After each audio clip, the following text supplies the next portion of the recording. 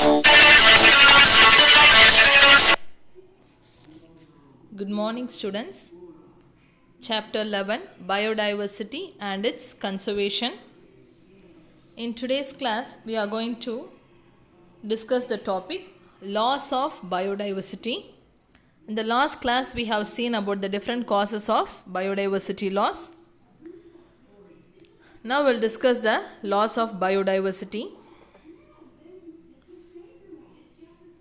Ever since the origin of life, species have been evolving and dying out. That is, extinction is happening. So it is a natural process. So new species evolve and the old species dies. So it is a natural process. But apart from this, however, species are becoming extinct. That is, dying out at a faster rate. So this will disturb the ecological stability and the distribution of biological diversity on the earth. So, species dying at a faster rate. So, this we call it as extinction. So, extinction will disturb the ecological stability, and the main reason behind this is human activities.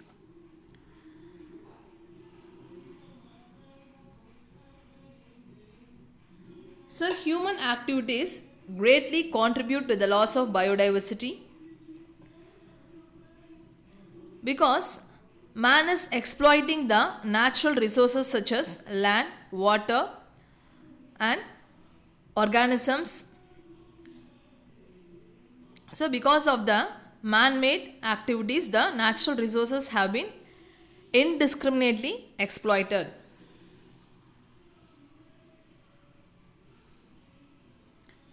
According to the Convention of Biological Diversity, direct and indirect human activities have a detrimental, that is very harmful effects on the biodiversity. So, due to man-made activities, whether it happens directly or indirectly, it mainly affects the biodiversity and causes very serious effects. So, direct human activities. So, if you take the direct human activities, like change in local land use, that is destruction of forests and the grasslands, species introduction or removal, that is introducing the alien species, that is foreign species from other countries for commercial purpose, harvesting, pollution and climate change, all this contribute a great pressure on the loss of biodiversity. And indirect human drivers include demographic, economic, technological, cultural and religious factors. So, man is disturbing the ecosystem either directly or indirectly. So, this also forms one of the major laws of biodiversity. Even though the scientists are discovering new species, there is little hope for adding new species, though through speciation into the biodiversity's treasure. Monsoon failure, global warming, depletion in ozone layer, landslides in hilly states, pollutions are a few indirect effects of human activities. So, when the man disturbs the ecosystem by his crucial activities, on the other side, it results in, that is monsoon failure, that is absence of rainfall, then release of CO2 so that the earth becomes warm up, we call it as global warming, and due to the usage of refrigerators and the air conditioners, we are releasing the CFC gas, that is chlorofluorocarbon. This gas will cause many effects on the ozone layer. So due to this reason, depletion in ozone layer and landslides in hilly states and pollution because of the automobiles and also the harmful gas which are released from the industries, all this forms pollution. So due to this activities, that is human activities, which results in the biodiversity loss. IUCN Red List, that is in the year 2004 documents the extinction of 784 species in 500 years. So for the past 5 years there are 784 species have been undergone extinction according to the IUCN Red List. And it is estimated that the current rate of biodiversity loss is 100 to 1000 times higher than the natural occurring extinction. So usually by natural process animals are dying, but due to this human, that is man-made activities, the extinction has been increased to 100 to 1000 times when compared to the natural process. The loss of biodiversity has an immense impact on the plant and animal life, and also it affects the human life. So the negative effects include dramatic influence on the food web. So when the ecosystem is disturbed, it also disturbs the food chain, food web. Even reduction in one species can adversely affect the entire food chain. So when one species have been lost in the food chain, it affects the entire chain, and also it leads to the overall reduction in the biodiversity. Reduced biodiversity leads to immediate danger for food security by reducing the ecosystem services.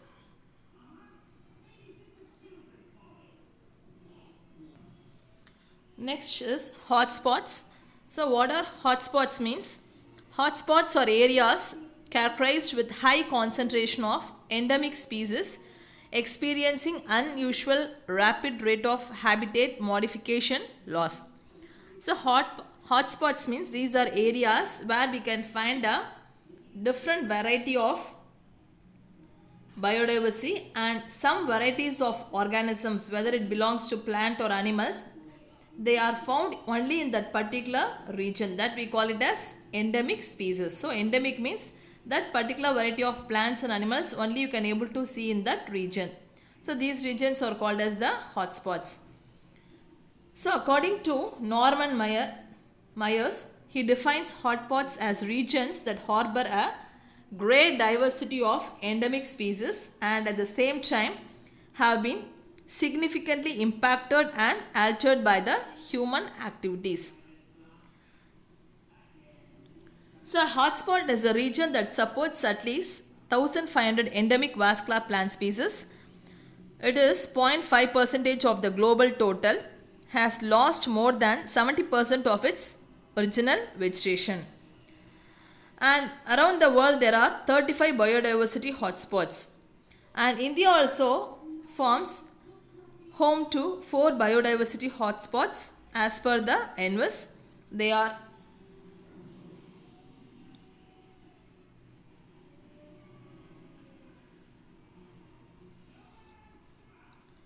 Himalaya, the entire Indian Himalayan region, Western Ghats, Indo-Burma, which includes the entire northern eastern India except Assam and Andaman group of islands, and Myanmar, Thailand, Vietnam, Laos, Cambodia and South China. All this comes under the Indo-Burma hotspot. Next is the Sunda lands, includes the Nicobar group of islands, and Indonesia, Malaysia, Singapore, Brunei and Philippines. So all these are the important hotspots which are present in India. Next is endangered organisms. So what do you mean by endangered organism means? The organisms which is going to be extinct in a fewer days, that is called as endangered organisms. A species that has been categorized as very likely to become extinct is an endangered species. There are differences between endangered and extinct. Extinct means already it has been died, so we cannot able to see the organism no more. But endangered means only a few population of these organisms are present and they also face threat because there is possibility of these organisms to die in a very few days. That is called as endangered species. So we have to give importance to that endangered species in order to protect that particular gene.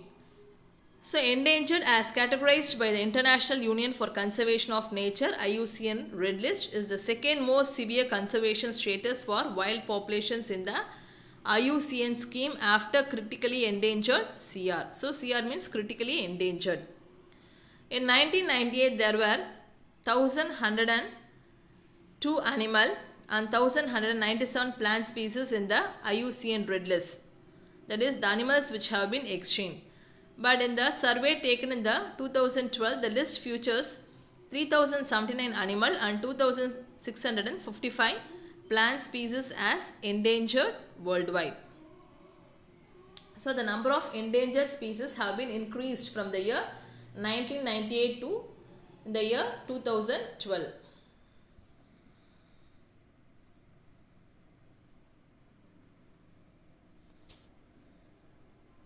The next topic is extinction. So what is extinction means? Species is considered extinct when none of its members are alive anywhere in the world. So around the world you cannot able to see the particular species. So this is called as extinctions. If individuals of a species remain alive only in captivity or other human control conditions, the species is said to be extinct in the wild. And in both of these situations, the species would be considered globally extinct. A species is considered to be locally extinct when it is no longer found in an area it once inhabited, but it is still found elsewhere in the wild. So extinction means the animal has, for example, we cannot able to find that particular species all around the world. This is called as extinction. So in the 450 millions of years on earth, there had been 5 mass extinctions which had eliminated at least 50% of the species of flora and fauna on the globe. So globally, around 50% of the species of flora and fauna have been eliminated due to 5 mass extinctions. The extinction of species is mainly due to drastic environmental changes and the population characteristics. Now we'll see the 3 types of extinction. One is natural extinction. It is a slow process of replacement of existing species with So natural extinction means it happens naturally. So it is a slow process of replacement of existing species. So the existing species are replaced by the better adapted species due to the changes in the environmental conditions, predators and diseases, and also due to the evolutionary changes. So a small population can exist sooner than the large population due to inbreeding, depression, that is less adaptivity and variation. So mass extinction. What is mass extinction means? The earth has experienced a few mass extinction due to the environmental catastrophes. A mass extinction occurred about 225 million years ago during the Permian period, where 90% of the shallow water marine invertebrates disappeared. So mass extinction means a large group of plants and animals have undergone extinction due to some natural calamities. Once it occurred 225 million years ago during the Permian period, in which 90% of the shallow water marine invertebrates have been died. Next is anthropogenic extinction, that means extinction which occurs due to the man-made activities. These are hunting, habitat destruction, that is destruction of forest, grassland, wetlands, over-exploitation, that is over or unlimited use of resources, mainly the fossil fuels, urbanization, that is development of cities and towns, and industrialization, developing more industries and factories. Some examples of extinctions are dodo of Mauritius and Stelis sea cow of Russia. The amphibians are also, that is, the amphibians seem to be at a higher risk of extinction because of its habitat destruction. Next, the most serious aspect of the loss of biodiversity is the extinction of species. The unique information contained in the genetic material, DNA, and the nick it possesses are lost forever. So if the species was lost means its genetic material, that is DNA, is also totally lost in the environment.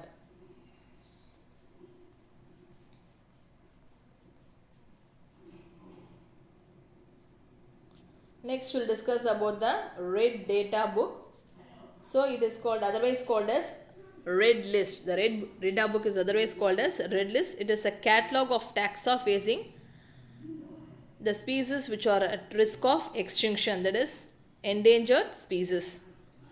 So IUCN, that is International Union of Conservation of Nature and Natural Resources, which is renamed as WCU, that is World Conservation Union, Marks Switzerland, maintains the red data book. The concept of the red list was mooted in 1963. The purpose of the preparation. So what is the main purpose of the preparation of red list? Means to create awareness on the degree of threat to biodiversity. So how much degree the biodiversity has been, that is the threat of biodiversity. Next is identification and documentation of species at high risk of extinction. The animals which are at a risk of extinction should be identified and it should be documented. Next, provide global index on declining biodiversity. So we have to give the declining biodiversity on the global index, and preparing conservation priorities and help in conservation of action. So we have to take steps to conserve the biodiversity, and information on international agreements on the conservation of biological diversity. So these are the main purpose of the red list. The red list has 8 categories of species. One is extinct, that is animals which are no more in the world.